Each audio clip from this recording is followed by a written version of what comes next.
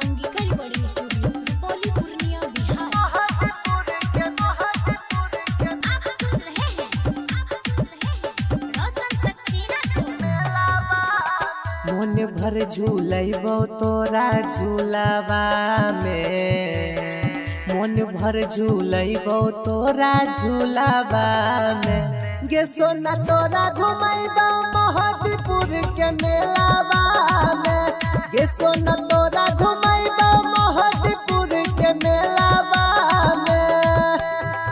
ओही है पसराहा बैठी के रेलावा में, ओही है पसराहा बैठी के रेलावा में, गे सोना तोरा घुमैबो मोहदीपुर के मेलावा में, गे सोना तोरा घुमैबो मोहदीपुर के मेलावा में।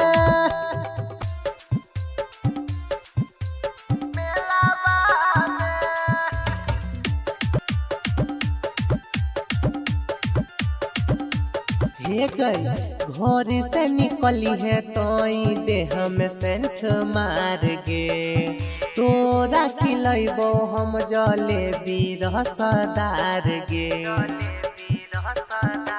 गे जान घर से निकली है तोई देह में सेंठ मार गे, तोरा खिलैबो हम जलेबी रसदार गे। पड़ी है नहीं कोनो तू झमेलावा में, पड़ी है नहीं कोनो तू झमेलावा में, गे सोना तोरा घुमैबो मोहदीपुर के मेलावा में, गे सोना तोरा घुमैबो मोहदीपुर के मेलावा में।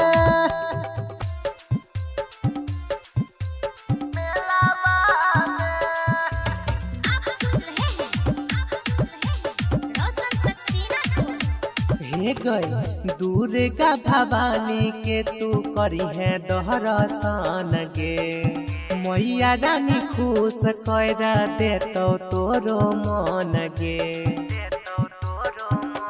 गे जान दुर्गा भवानी के तू करी है दर्शन गे, मैया रानी खुश कर देतो तोरो मन गे। रोशन शशि सन्नी के सर्कस खेलावा में, रोशन शशि सन्नी के सर्कस खेलावा में, गे सोना तोरा घुमैबो मोहदीपुर के मेलावा में, गे सोना तोरा घुमैबो मोहदीपुर के मेलावा में। Angika recording studio Rupauli Purnia Bihar.